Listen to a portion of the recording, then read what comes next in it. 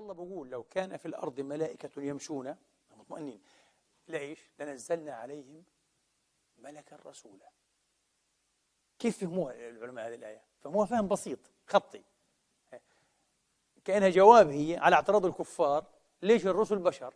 الله قال لهم طبيعي أن يكون الرسول من جنس المرسل إليه. أنت بشر بدك إيه؟ رسول بشري يكلمك. ولو إحنا بدنا نبعث إيه؟ هيك فهموها هم، نبعث إيه؟ لملائكة بتعيش في الأرض، نبعث لها رسول، حيكون إيش؟ حيكون ملك.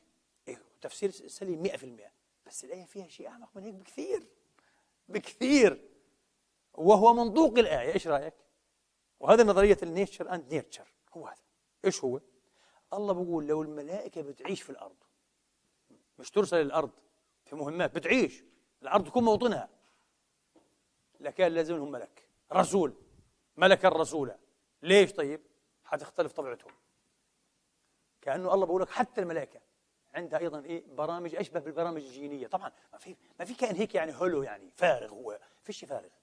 شيطان ملك إنسان في برنامج يخضع له هو، والمش صحيح؟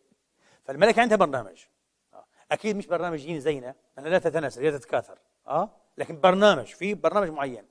كأنه بقول لك كل برنامج راهن بعد ذلك بماذا؟ بالظروف المحيطة به، كيف يتفاعل معها.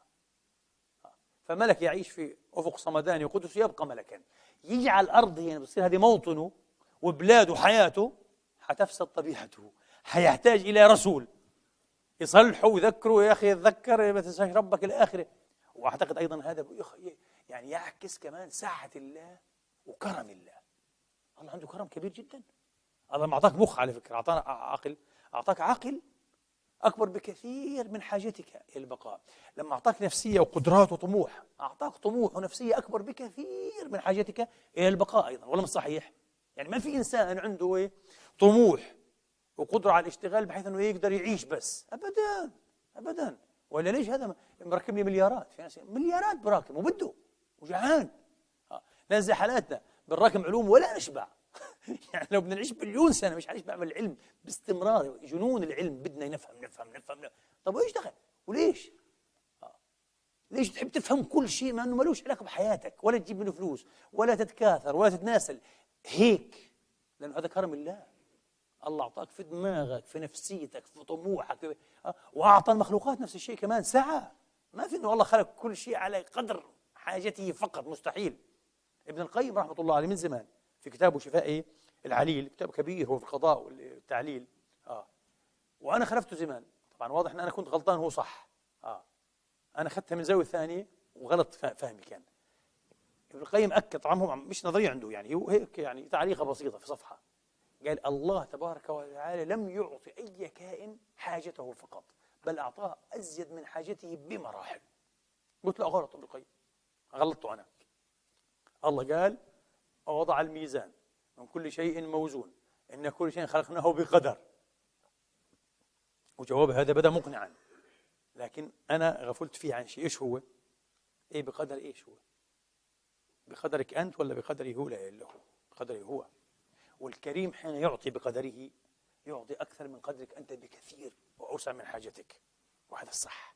القيم لم يعللها هكذا، بس أنا الآن فهمتها هكذا.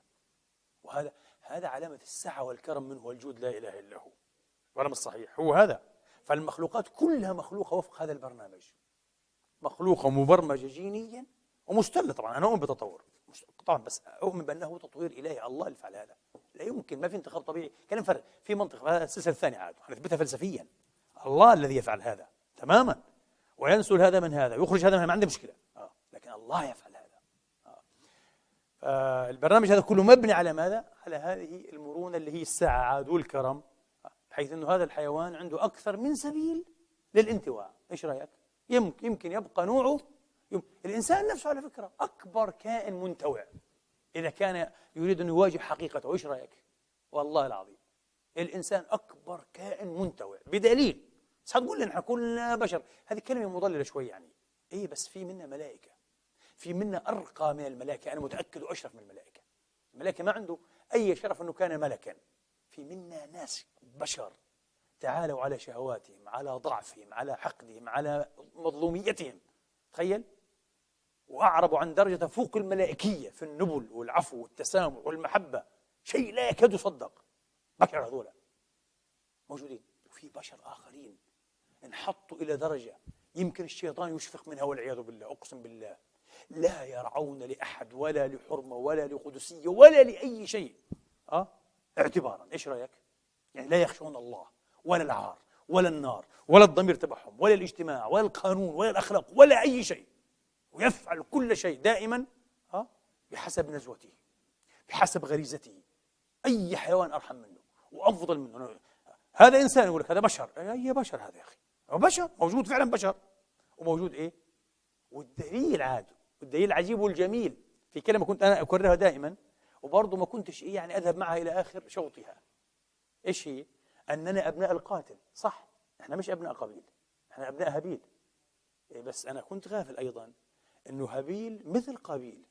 هابيل المقتول مسكين الطيب هذا مثل قابيل القاتل، أخوان تشارك جينات من أبوين اثنين.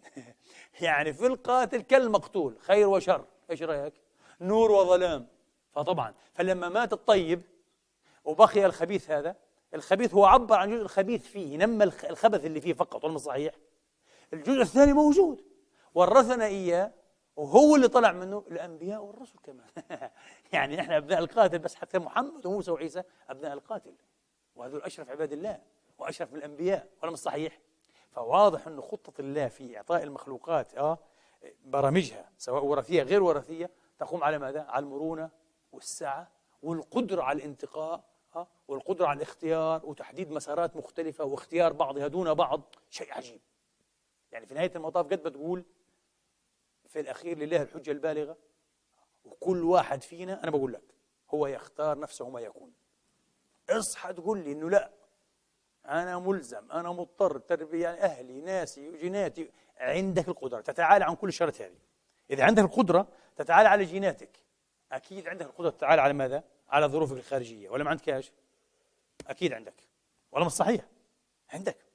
تعرف من الإنسان القوي؟ هو هذا اللي بيقدر يتحدى برنامجه الوراثي وبرنامجه التربوي. هذا الإنسان العظيم. معظمنا لا يفعل، والله العظيم معظمنا أضعف من أن يفعل. وبدك أي إنسان تعرف أنه إنسان عظيم شوفه فعلا ضمن الشروط. هل بيقدر يتحالى عليها ويتجاوزها؟ ولا دائما تصرعه؟ إذا دائما تصرعه اغسل يديك منه، اعرف أنه سيعيش ويموت. هذا يعني مسكين سيخرج كما دخل، مش حيضيف شيء للحياة والدنيا، مش حيكون إنسان عظيم، إنسان عادي عادي جدا، ستاندرد، هذا طبيعي جدا. هذا الإنسان اللي بتشوفه بيقدر يتعالى على الشروط اللي بيقع فيها، هذا لازم يكون إنسان متميز، مش طبيعي بالمرة. زي إيش؟ وقت بهذا صارت الحالة المحاضرة هذه. البشر يا إخوان الحين حولنا، إما إنسان مثلا عنده سلطة فائقة، وإما إنسان بلا سلطة.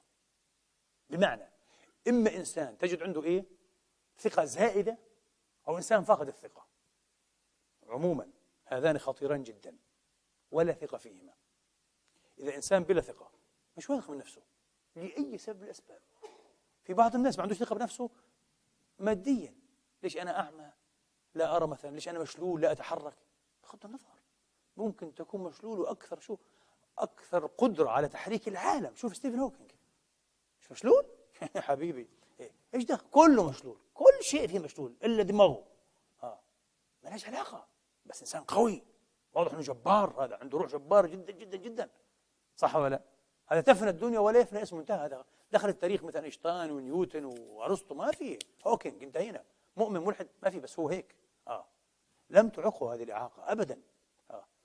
لكن البشر العاديين اللي تعوقوا للأسف إعاقاتهم أيا كانت مادية أو معنوية، لأنه نسبه مثلا منحط، متهم إنه ابن زنا. في ناس مثلا مبليين يعني للأسف، يقول لك أبوه قتل أمه لأنه هو، فيبقى معقد طول حياته ويكره الناس ويطعن في أنساب الناس ويقول لك تحترموا يا أهل النبي، أهل النبي يعني معقد، عنده عقدة مسكين، يبدأ ينزل في الناس.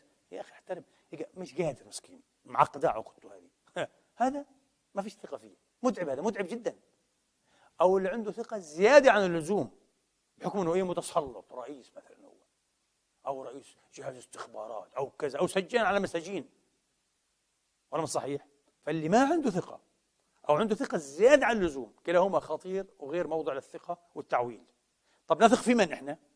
في إنسان عنده ثقة وتقدير واعتبار لذاته كما يدرك ذاته وبشكل واقعي، مش بفكر حاله جبل وهو إيش؟ حجرة. لا، هو عارف حاله تلة، بس هو تلة فعلا، هو مش حجرة صغيرة، هو مش جبل، لكنه عارف أنه تلة بارتفاع مثلا 15 متر، مدرك حجمه. ورحم الله امرأ عرف قدره نفسه، ما عندوش عقدة نقص ان انا لي حجره صغيره، لا، يعرف. لذلك العلماء من قديم فرقوا بين الكبر وبين الاعتداد. اي عبقري، اي عالم فاضل يعتد بنفسه، وعارف ايش عنده، ايش الله معطيه، ايش مميزه فيه، يعتد، ومن حقه ان يعتد، بس مش يتكبر وينفخ حاله، لا لا، يعتد بنفسه بحجمه. اللي بيعتد بنفسه وبيعرف حجم نفسه ما تخافش منه، سوف يبقى انسان متسامح ورحيم وكريم، انسان يكون انسانا، التعامل معه جميل. التعامل مع هذا الضعيف الفاقد الثقة متعب جدا جدا جدا جدا، ابعد عنه أحسن لك، حيجننك، حيطلع لك قرون والله العظيم. التعامل مع هذا النافخ حاله بالون كبير مسكين، حكم أشياء صدفية حصلته هيك، إنه هو يعني من أسرة حاكمة ولا أبوه رئيس ولا مش عارف إيه، نفس الشيء، متعب جدا، متسلط، جبار، عنيد، هذا لا يرحم أحدا. الوسط. فالإنسان دائما عنده القدرة لو أراد أنه يعيد إيه بإذن الله اختيار سبيله وبرمجة نفسه روحيا ومعنويا، بعيد عن إيه؟ عن جبرية الجينات، وحتى عن ماذا؟ عن جبرية الظروف الخارجية.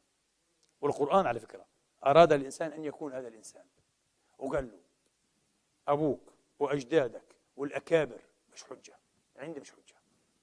يقول لي أبوي هيك وأهلي هيك، أقول الله غير مش حجة علي، مش حينفع يوم القيامة. الأكابر، أكابر الناس عندنا، الناس الآن على فكرة إلى الآن تلاقي شباب جامعيين يقول لك يا أخي من يقول بهذا؟ هل يقول بهذا كبار الدعاة والمشايخ؟ يا أخي كبار الدعاة والمشايخ يقودون إلى الكارثة. كبار الدعاة والمشايخ عندك اليوم بأيدوا الطائفية، بأيدوا الذبح، التكفير، تنقاد لهم أنت؟ تحتاج من يقول لك أنه هذا اتجاه غلط؟ طب ما الفرق؟ أنه الله قال الكفار الوثنيين ما لهمش أي حجة أن يتبعوا أكابرهم. أنت الله بقول لك اتبع أكابرك؟ لأنه بس أكبر منك وأشهر منك تتبعه على العمى هيك؟